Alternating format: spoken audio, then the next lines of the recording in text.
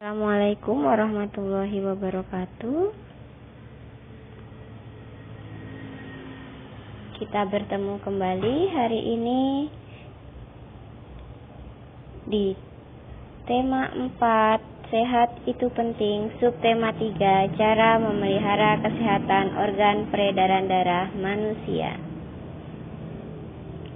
Adapun kompetensi dasar yang akan kita capai yaitu 3 MUPEL, PPKN, Bahasa Indonesia, dan Ilmu Pengetahuan Alam.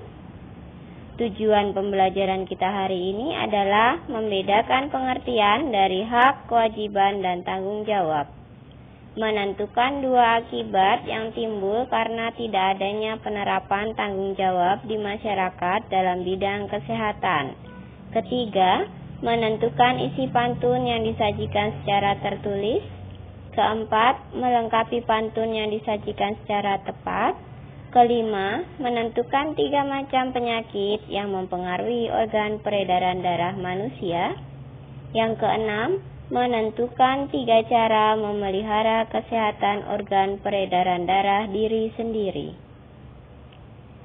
Kita mulai ke materinya. Yang pertama, perbedaan antara hak, kewajiban, dan tanggung jawab sebagai warga masyarakat. Kita memiliki hak dan kewajiban terhadap diri kita sendiri untuk selalu menjaga kesehatan dan kebugaran tubuh kita. Sekarang kita masuk ke pengertian hak warga masyarakat. Hak warga masyarakat adalah sesuatu yang mutlak menjadi milik seseorang yang berkedudukan sebagai warga masyarakat. Pengertian kewajiban warga masyarakat adalah sesuatu yang harus dilakukan seseorang sebagai warga masyarakat dengan penuh rasa tanggung jawab. Pengertian tanggung jawab sebagai warga masyarakat adalah tugas dan kewajiban yang harus dilaksanakan seseorang dalam kedudukannya sebagai warga masyarakat. Akibat yang ditimbulkan karena tidak adanya penerapan tanggung jawab di masyarakat dalam bidang kesehatan. Perhatikan gambar yang pertama. Ini adalah kegiatan manusia, yaitu penebangan pohon secara liar. Penebangan pohon secara liar ini mengakibatkan hutan gundul. Hutan adalah paru-paru dunia. Jika hutan di bumi ini banyak yang rusak, maka pasokan oksigen yang ada di bumi akan semakin berkurang. Kita lihat gambar yang kedua. Di gambar yang kedua ini ada potret seseorang warga masyarakat yang membuang sampah secara sembarangan. Sampah yang dibuang secara sembarangan akan menjadi sumber sarang penyakit. Gambar yang ketiga yaitu warga masyarakat yang membuang sampah secara sembarangan. Selain sebagai sumber penyakit, membuang sampah sembarangan juga menyebabkan aroma yang tidak sedap dan pemandangan yang tidak nyaman. Gambar keempat, dari membuang sampah sembarangan dan penggundulan hutan maka akan menyebabkan banjir. Setelah terjadi banjir, siapa yang akan rugi? Yang akan rugi adalah masyarakat itu sendiri. Mereka akan kehilangan harta benda mereka dan juga mereka akan mendapat banyak wabah penyakit. Gambar yang kelima ini adalah sebuah lahan yang terbakar. Pada musim kemarau, kita disarankan untuk tidak membakar sampah secara sembarangan karena di saat udara panas dengan asap yang berlebihan itu dapat menimbulkan beberapa penyakit pernapasan seperti ispa dan asma.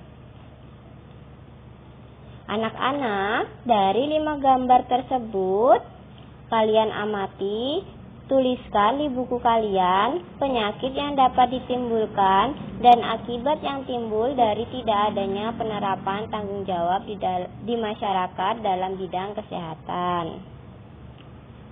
Kita akan masuk ke pantun. Pantun ini merupakan alat komunikasi untuk menyampaikan pesan. Pengertian pantun itu sendiri adalah jenis puisi Melayu lama, di mana dalam satu baitnya berisi 4 larik atau baris dengan sajak AB-AB. Untuk larik pertama serta larik kedua merupakan sampiran, dan untuk larik ketiga dan keempat merupakan isi. Sampiran dan isi merupakan struktur dari pantun. Anak-anak, perhatikan pantun pertama. Rusa terjerat bisa kabur, meski kakinya sudah memerah. Berolahragalah secara teratur demi lancarnya peredaran darah. Perhatikan pantun yang kedua.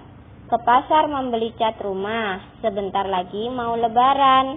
Penyakit itu dapat dicegah asalkan disiplin jaga kesehatan. Pantun yang ketiga. Sore hari bermain bola, bola disebut sekulit bundar. Pembuluh darah harus dijaga agar darah mengalir dengan lancar. Itu adalah beberapa pantun yang memiliki pesan agar kita selalu menjaga organ peredaran darah dalam tubuh kita. Di sini ada beberapa gangguan organ peredaran darah manusia dan cara pencegahannya. Yang pertama, gangguan pada organ peredaran darah manusia non-keturunan, ada anemia, tekanan darah rendah atau sering disebut dengan hipotensi, tekanan darah tinggi atau sering disebut hipertensi, kanker darah atau leukemia, dan jantung koroner. Anemia adalah gangguan yang disebabkan rendahnya kadar Hb atau hemoglobin dalam darah.